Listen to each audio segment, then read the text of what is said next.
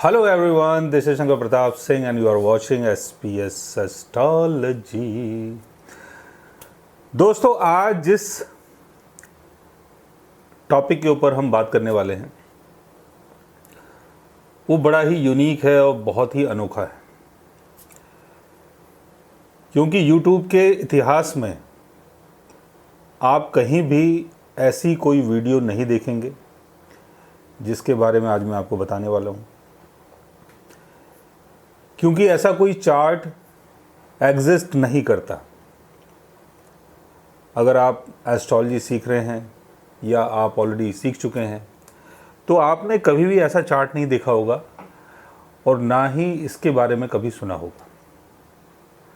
आज मैं आपको बताने वाला हूँ नवमशा चंद्र कुंडली के बारे में, यानी D9 मून चार्ट के बारे में।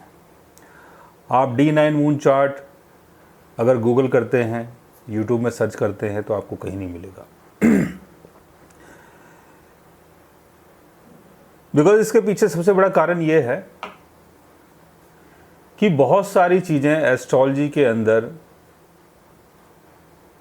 समझाई नहीं गई हैं। मतलब जितनी किताबें हम लोगों ने पढ़ ली हैं, जितना कुछ सीख लिया है, जान लिया है, उससे आगे हम लोग जानने की कोशिश नहीं करते हैं।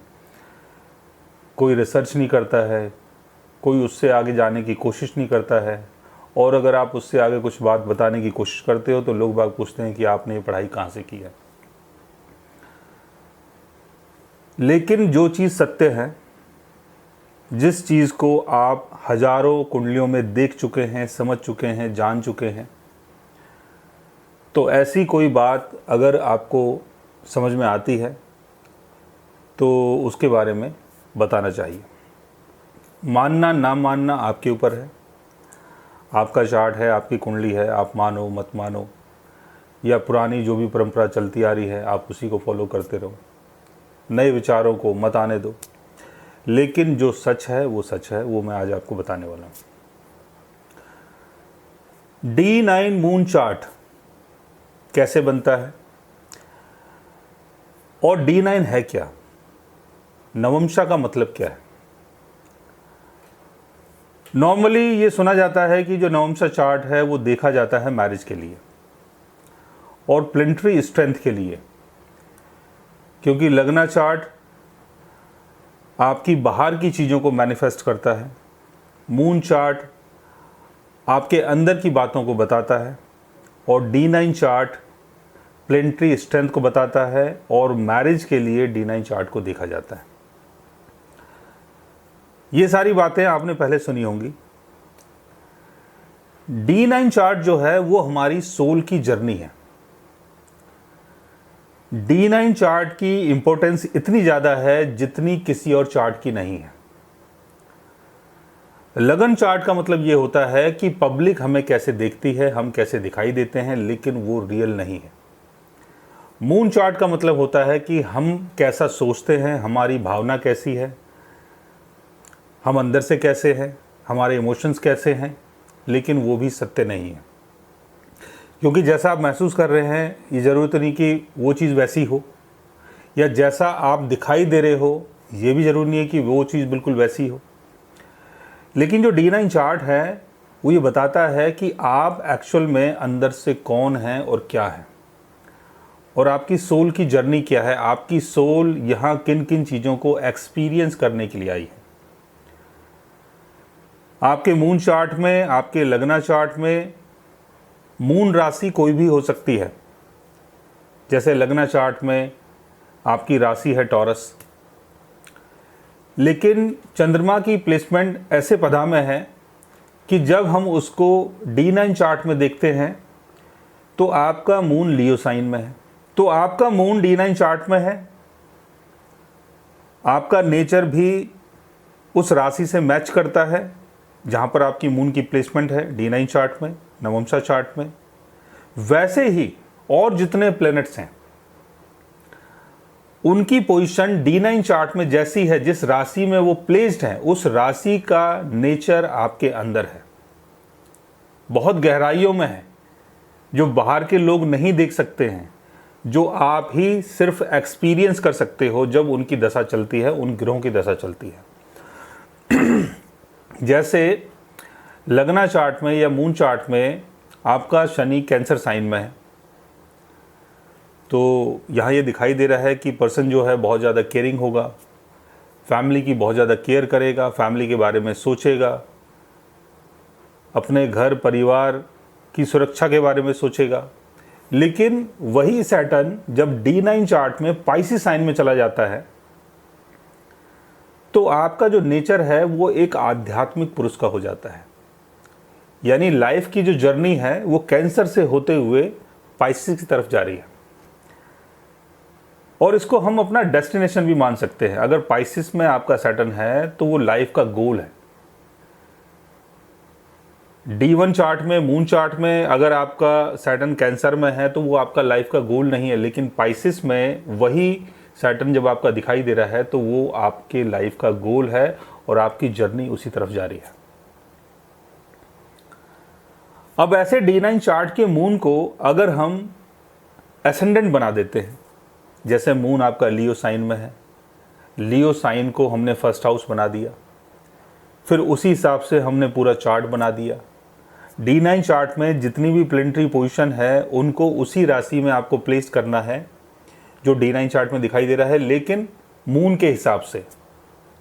मून के हिसाब से इसलिए क्योंकि जो भी अच्छा बुरा हो रहा है, जो भी आप एक्सपीरियंस कर रहे हैं, इसको कौन एक्सपीरियंस कर रहा है? इसको आपका मून एक्सपीरियंस कर रहा है, आप अंदर से एक्सपीरियंस कर रहे हो। कई बार ये चीज़ इतनी गहरी होती है कि आप अपने नेचर को खुद भी नहीं जान पाते हो, तो दूसरा इंसान क्या जानेगा? लगना चार्ट में आपकी मून की प्लेसमेंट जहां पर है वो दिखाई दे रहा है कि आप किस चीज़ को लेके बहुत ज़्यादा इमोशनल है, बहुत ज़्यादा केयरिंग है। ये लगना चार्ट की पोजीशन है, लेकिन D9 चार्ट में मून कहां पर प्लेस्ड है इसको देखना बहुत ज़रूरी है। मून आपका 8th हाउस में है, मून आपका 9th हाउस में है, मून आपका 10th हाउस में, कौन से हाउस में है?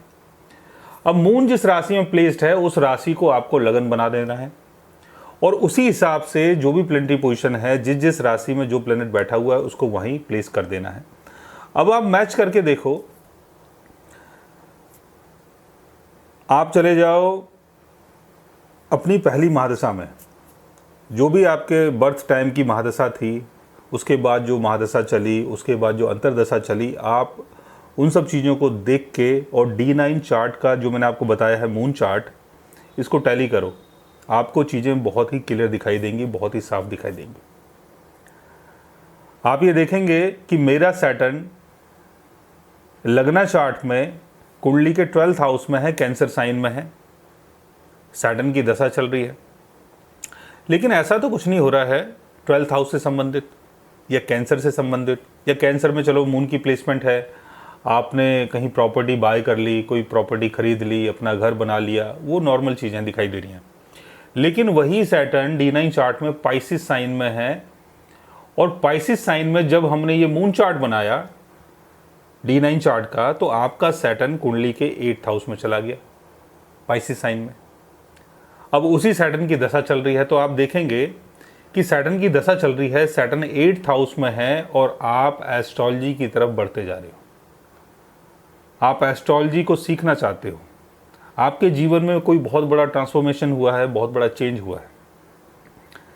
वैसे ही लियो लगन आपका बन गया D9 चार्ट में, यानी जब आपने मून को एसेंडेंट बनाया, और मून अगर आपका लियो साइन में है, आपने एसेंडेंट बना दिया। अब सन की प्लेसमेंट आपके 2nd हाउस में है, 2nd हाउस में सन वर्गो साइन में है, सन की दशा चल रही है आपके बर्थ चार्ट में, आपको सडनली मॉनेटरी गेन हो गया। लेकिन आप जब अपना D1 चार्ट, लगना चार्ट देखते हैं, मून चार्ट देखते हैं, तो सन की पोजीशन वहाँ कुछ अलग है, वहाँ से दिखाई नहीं दे रहा है कि मुझे इतना गेन हुआ है। लेकिन D9 चार्ट आपको वो सारी चीज़ें एक्सपीरियंस करवाता है। तो अपने आप को अगर गहराई से समझना है, जानना है, और आपकी सोल यहाँ क्या क्या एक्सपीरियंस करेगी। सोल का एक्सपीरियंस अलग अलग होता है। कई बार सोल मेटलिस्टिक चीज़ों को भी एक्सपीरियंस करती है।